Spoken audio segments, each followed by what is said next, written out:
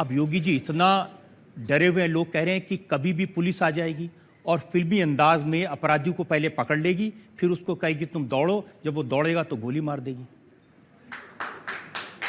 ऐसी देखिए कोई भी घटना उत्तर प्रदेश के अंदर नहीं घटित हुई है। उत्तर प्रदेश जैसे राज्य को नियंत्रित करने के लिए, जिसमें जंगल राज रहा हो, जिस प्रदेश में हर सप्ताह 2 से 3 बड़े बड़े दंगे होते रहे हों, जहां राजनीतिक संरक्षण में अपराधी फलते फूलते थे और सत्ता के केंद्र में अपराधी हुआ करते थे, उस प्रदेश में विकास करना है तो कानून का राज आवश्यक है। और कानून के राज के लिए आवश्यक है कि हम प्रदेश के अंदर प्रत्येक नागरिक को सुरक्षा की गारंटी दें। किसी भी निर्दोष व्यक्ति पर कोई अत्याचार नहीं हो सकता है, इसकी हम गारंटी दे सकते हैं। हर व्यक्ति को सुरक्षा की गारंटी हम लोग दे सकते हैं। लेकिन हाँ, अगर कोई पुलिस पर गोली चलाएगा तो हम उसकी कोई गारंटी नहीं दे सकते। योगी जी, 1 साल आपका शासन हुआ है, 1200 एनकाउंटर, 40 लोगों को पुलिस ने गोली से मार दिया। 40 से ज़्यादा हो गई। जो अपराधी, जो माफिया निर्दोष लोगों को मारते हैं, किसी बहन बेटी का अपहरण करके गैंग रेप करके हत्या कर देते हैं, जबरन किसी राह चलते हुए राहगीर पर गोली चला देते हैं, अपने पेट्रोलिंग पे निकले हुए पुलिस कर्मियों पर गोली चलाते हैं, मुझे लगता है कि बिना सख्ती के ऐसे अपराध नियंत्रित नहीं होंगे। और पुलिस को सख्त हिदायत है, मानवाधिकारों का सम्मान करें, हर एक नागरिक को सुरक्षा प्रदान करें, लेकिन बिना किसी भय के प्रदेश के अंदर पुलिस की वर्दी का इकबाल बोलना चाहिए, दिखना चाहिए। और मुझे लगता है वो प्रदेश के अंदर दिखाई दे रहा है, दिखना भी चाहिए। इसके बहुत बेहतर परिणाम आने वाले समय में आएंगे। हमारे पास मैन पावर का अभाव है और हमारी प्रक्रिया पूरी होने दीजिए। उत्तर प्रदेश सुरक्षा के लिहाज से सबसे बेहतर प्रदेश बन चुका है और इससे भी बेहतर करने की गुंजाइश हम इसको भी करेंगे। योगी जी, मैंने तो अखबार में पढ़ा कि जो अपराधी हैं वो पुलिस वालों के साथ हाथ जोड़ते हैं कि हमें जेल भेज दो। यही तो सुधार है कि जो कल तक सीएम हाउस में आकर के किसी मंत्री के साथ जाकर के अपराध को अंजाम देते थे, आज रेहड़ी लगा करके सब्जी बेचने का काम कर रहे हैं। ये परिवर्तन है। आज जो ठेला लगा करके कुछ काम कर रहे हैं, सम्मान के साथ काम करिए, हाजिरी लगाइए थाने में जाकर के, कोई अपराध नहीं करूंगा, सार्वजनिक रूप से घोषणा करिए, कोई आपको कुछ नहीं करेगा। लेकिन अगर अपराध करोगे, गोली चलाओगे, तो भाई उसके बाद तो फिर। लेकिन अपराध की घटनाएं तो बहुत सारी हुई हैं। मथुरा में एनकाउंटर के दौरान 8 साल के बच्चे को गोली लग गई थी। वो इनकाउंटर नहीं था, हम उसको इनकाउंटर नहीं मानते। हमने वहाँ पर एफआईआर दर्ज कराई है, संबंधित जो सब इंस्पेक्टर थे उनके खिलाफ कार्रवाई हुई है, पुलिस कर्मियों के खिलाफ कार्रवाई हुई है। नोएडा के अंदर एक घटना घटित हुई थी जिम ट्रेनर के साथ, वो इनकाउंटर नहीं था। वहाँ के एसएसपी ने पहले ही प्रेस वार्ता करके और पूरे उपचार की व्यवस्था भी की और संबंधित सब इंस्पेक्टर को गिरफ्तार भी किया। ये इनकाउंटर न पुलिस ने माना और न ही इसको शासन ने किसी भी प्रकार की होती, इसमें त्वरित कार्रवाई भी हुई है। लेकिन जहाँ पर इनकाउंटर हुए हैं वे सही हुए हैं, मेरिट के आधार पर हुए हैं। अखिलेश जी ने क्या कहा वो मैं आपको बताता हूँ। लॉ एंड ऑर्डर के बारे में, आपके एनकाउंटर्स के बारे में उन्होंने कहा ऐसी भयानक और दर्दनाक घटनाएं पहले कभी नहीं हुई। मेरठ में दिन दहाड़े हत्या की सीसीटीवी कैमरे में जो तस्वीर है वो देखी। मथुरा में सराफा व्यापारी की हत्या की गई। मेरठ की घटना में 9 गोलियां मारी गई, महिला अपनी पति की हत्या में गवाह थी। और आप कह रहे हैं कि लॉ एंड ऑर्डर ठीक हो गया। जिस अपराधी ने मारा था उस अपराधी का भी इनकाउंटर हुआ है। अगर उसने किसी गवाह को मारा है तो वह घटना समाजवादी पार्टी के समय में उस महिला के पति की हत्या हुई थी, तब सत्ता का संरक्षण उस अपराधी को था और पुलिस ने थोड़ी सी लापरवाही की, उसमें पुलिस की जवाबदेही भी वहाँ तय की गई और बाद में फिर पुलिस इनकाउंटर में वो अपराधी भी मारा गया है। वह भी इस धरती पे नहीं है। कोई निर्दोष लोगों को मारेगा तो सख्ती के साथ उससे निपटने का कार्य शासन करेगा, पुलिस प्रशासन करेगा। एक वादा आपने उत्तर प्रदेश की लड़कियों से, महिलाओं से किया था, उन्हें सुरक्षा मिलेगी। एक साल के आंकड़े देखे मैंने, 365 दिन में 100 नंबर पर छेड़खानी की घटनाओं की 7,200 शिकायतें हैं। आई घटनाएं हुई हैं, हो रही हैं। एंटी रोमियो स्क्वाड हम लोगों ने गठित किया था, उसने अच्छा कार्य भी किया है। एक बिगड़ी हुई व्यवस्था है, सुधरने में समय लगेगा, लेकिन आप मान करके चलिए कि बहन और बेटियों को पूरी सुरक्षा हम देंगे। आप कह रहे हैं समय लगेगा, अब एक साल तो चल काफी रहा है, ये प्रक्रिया का हिस्सा है।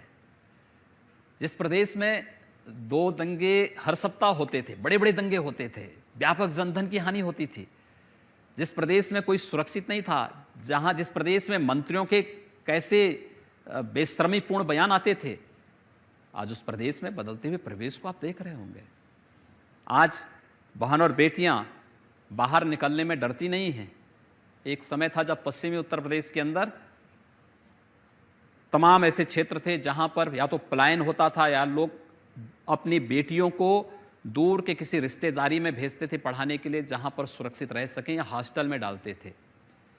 आज ऐसी स्थिति नहीं है। आज पश्चिमी उत्तर प्रदेश में पलायन भी रुका है, बहन बेटियों का अपहरण की घटनाएं भी रुकी हैं। कोई उनके साथ कोई गलत निगाह से नहीं देख सकता है। सुरक्षा की गारंटी सरकार दे रही है। पुलिस प्रशासन मजबूती के साथ सुरक्षा के इस अभियान को आगे बढ़ा रही है।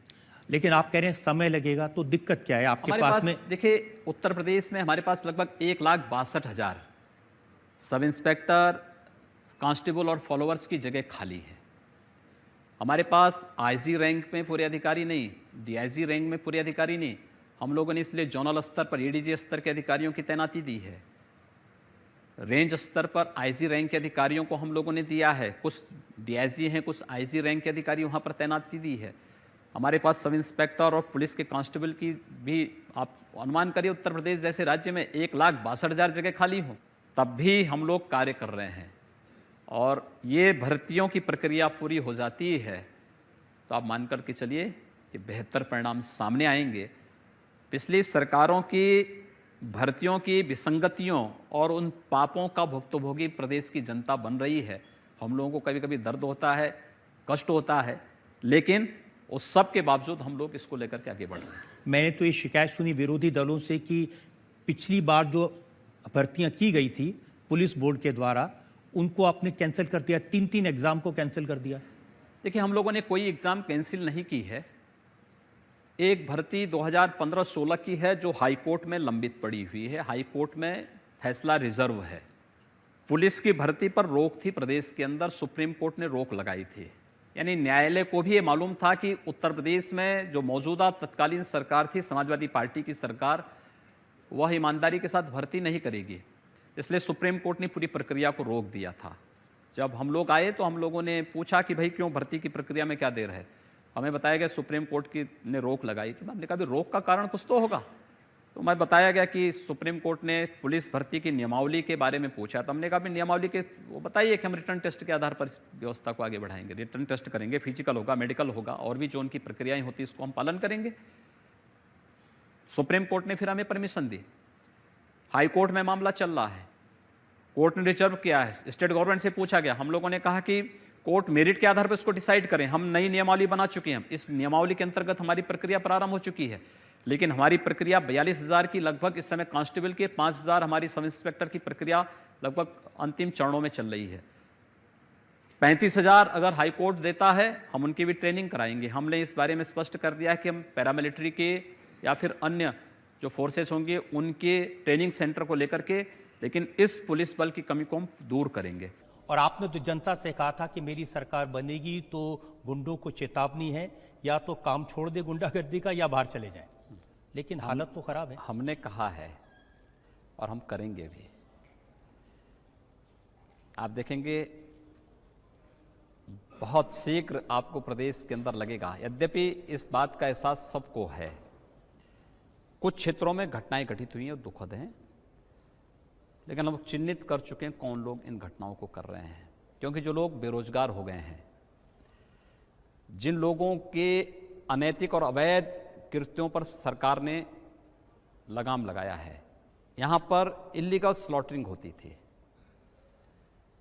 हम लोग जब पहले दिन चार्ज लेने के बाद हमारा मंत्री परिषद बैठा था, हम लोगों ने प्रशासन से जानना चाहा कि भाई ये एनजीटी और सुप्रीम कोर्ट ने कुछ आदेश जारी किए हैं, क्या है सब, क्यों इसमें कार्रवाई नहीं हो रही? कहा साहब ये कभी नहीं हो सकता है। हमने कहा जो कभी नहीं हुआ वही तो करने के लिए हम लोग आए हैं, और इसीलिए इलीगल स्लॉटरिंग 24 घंटे के अंदर बंद होनी ही चाहिए, ये हम चाहते हैं। तो जो इलीगल स्लॉटरिंग कर रहे थे तो बेरोजगार होंगे ना, लेकिन बेरोजगार के लिए उनको मजदूरी करनी पड़ेगी, मनरेगा उनके लिए है। वे लोग अगर अपराध करेंगे ठोक दिए जाएंगे, और वही कार्य हम कर रहे। देखिए 2 महीने के सरकारी आंकड़े हैं मेरे पास में। 2 महीने में उत्तर प्रदेश में 56 डकैती, 833 लूट, 795 हत्या और 771 बलात्कार के केस पुलिस ने रजिस्टर किए हैं। लेकिन उससे पहले के भी आप आंकड़े देते तो और अच्छा होता, उसकी तुलना में ये कम हैं। एक दूसरा, ये कम इसलिए दिखाई, कम हैं भी इसलिए क्योंकि एक तो कुछ तो सुधार हुआ है, क्योंकि हमने मंचलों और सौदों पर एंटी रोमियो स्क्वाड भी यहाँ गठित करके कार्रवाई प्रारंभ की है। दूसरा, अभी एक हम लोगों ने सामान्य चेतावनी दी है। ये अपराध जो आंकड़े आपके सामने इसलिए हैं क्योंकि हमने प्रशासन को इस बात की सख्त हिदायत दी है कि कोई भी पीड़ित आता उसकी एफआईआर लॉन्च करिए। 100% एफआईआर लॉन्च किए जाने के बावजूद आंकड़े पिछली बार की तुलना में कम हैं, जब अपराध की एफआईआर लॉन्च दर्ज नहीं होती थी। लेकिन ये आंकड़े ज़्यादा हैं, फिर भी हम लोग इसको एक चुनौती के रूप में ले रहे हैं, और हम लोग इस आंकड़ों को पूरी तरह समाप्त करवा करके उत्तर प्रदेश में कानून का राज लाएंगे, क्योंकि हमें विकास करना है, उत्तर प्रदेश में सुशासन लाना है, तो कानून का राज उसकी प्राथमिक गारंटी है, और वो कानून का राज प्रदेश के अंदर होगा। आप देखना बड़ी बड़ी मछलियां हमारे जाल में फंसती हुई दिखाई दे रही हैं, बहुत शीघ्र बड़ा परिणाम हम लेकर के आने वाले हैं। योगी जी, मथुरा में जो डकैती की घटना हुई जिसमें 2 व्यापारियों की हत्या हुई, 7 करोड़ लूट कर ले गए, ये बड़ी घटना थी। बुलंदशहर में जिस तरह से सड़क पर गैंग रेप की घटना हुई, लूट की घटना हुई, ऐसी ही घटना पिछले प्रशासन में हुई थी, तब बहुत भारतीय जनता पार्टी ने सवाल उठाए थे। देखिए, पहले घटनाएं घटित होती थी, अपराधियों को सत्ता का संरक्षण मिलता था। मथुरा में 2 व्यापारियों की दुखद हत्या हुई, लूट की घटना घटित हुई। लूट की घटना के बाद अपराधी भी 5वें दिन पकड़ में आए, और पकड़ में ही नहीं आए, पुलिस के साथ मुठभेड़ में मारे गए। मैं ये मानता हूँ कि उनकी जो है उनके माँ बाप के कुछ पुण्य कर्म रहे हैं कि वो जिंदा हैं, अन्यथा उनको इस धरती पर नहीं रहना चाहिए था, उन अपराधियों को। और आगे विश्वास करेंगे। उसमें से एक अपराधी ने सुसाइड इसलिए किया क्योंकि उसको भय हो गया था कि अब आगे क्या होने वाला है। आगे भी अपराधी इसी प्रकार से आत्महत्या करते हुए दिखाई देंगे, ये निश्चित है, देख लेना। कह रहे हैं कि पिछली सरकारों में प्रोटेक्शन होता था सरकारों का, अब सहारनपुर से जो खबर आई, वहाँ जो जातीय हिंसा हुई, ये कहा जा रहा है कि भारतीय जनता पार्टी के एमपी ने करवाया, उन्होंने एसपी को उसके घर में घुसकर मारा। देखिए, सहारनपुर में 20 अप्रैल को जो घटना घटित हुई थी, जिसमें बाबा साहब भीमराव अंबेडकर की शोभा यात्रा को लेकर के मुस्लिम पक्ष ने हमला किया था, सांसद को हमने इस बात को मैंने भी कहा, मैंने कहा देखो, अनुमति नहीं है तो अनुमति के बगैर किसी को भी कोई कार्यक्रम नहीं करने दिया जाएगा, प्रशासन नहीं करने देगा। तब तक एसपी के घर में वो पहुंच चुके थे। मैंने फ़ोन से कहा, मैंने कहा आप सीधे वहाँ से निकलिए, कोई भी ऐसी कार्रवाई नहीं होनी चाहिए जो। उसके बाद जिसने भी वहाँ घटना की, जो भी कैमरे में आ गए थे, एफआईआर लॉन्च हुआ, कार्रवाई हुई। हम लोगों ने कभी ये भेदभाव नहीं किया कि अपराधी का रंग देख करके, उसका टीका देख करके, उसकी टोपी देख करके कार्रवाई नहीं की। अपराधी अपराधी है, जो गलत करेगा, कानून के साथ खिलवाड़ करेगा, कानून उस पर फिर अपना कार्रवाई प्रारंभ करेगा, और हम लोगों ने हर जगह किया। ये उन लोग का क्या करेंगे जो योगी आदित्यनाथ का नाम लेके, जो आपकी तरह बाल मुंडवा के भगवा पहन के गुंडागर्दी करते हैं? आपके नाम पर? देखिए, मेरे नाम पर कोई गुंडागर्दी नहीं कर सकता।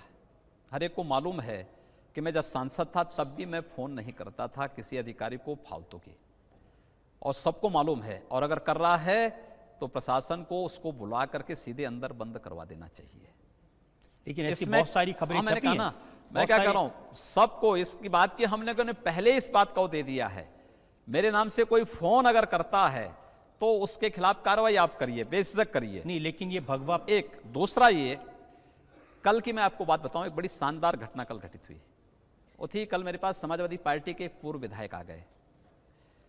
उन्होंने मुझसे कहा, उन्होंने कहा साहब जो है आज हमारी एक बैठक थी, उस बैठक से मैं आया हूं, आपको एक बात बता रहा हूं, प्रदेश के अंदर जो अपराध हो रहे हैं, जो ये नकाब लगा करके गोलियां चलाई जा रही हैं, जो जगह जगह छुरेबाजी होने की घटना हो रही है, दुष्कर्म की घटना घटित हो रही है, इसमें कुछ हम लोगों से जुड़े हुए लोग हैं और गमछा डाल करके कर रहे हैं। इस गमछे को आप किसी प्रकार से रोक लगाते। मैंने कहा घबराइए मत, हम उन्हीं को गिरफ्त में लेने की तैयारी कर रहे हैं और वे सारे चेहरे एक्सपोज होने वाले हैं बहुत जल्दी। ये वास्तविकता है, इस सच्चाई को आप देख लीजिए। और मैं कह सकता हूं कि जो लोग हर तरीके से फेल हो चुके हैं, फ्लॉप हो चुके हैं, जिनके लिए अब कोई स्पेस नहीं बचा है, अब वे प्रदेश की कानून व्यवस्था को चुनौती देने का कार्य कर रहे हैं। लेकिन हम लोग भी इस चुनौती को स्वीकार कर रहे हैं और मैंने भी इस बात को कह दिया है कि हमने बातचीत से सबको समझा दिया है। अब जो बात से नहीं मानेगा वो दूसरे तरीके से जरूर मान जाएगा और दूसरा तरीका हम लोग अपना रहे हैं। आप तो पहले भी कहते रहे कि लातों के भूत बातों से नहीं मानते। हाँ, कह दिया ना, उसको अपनाने का समय आ गया है।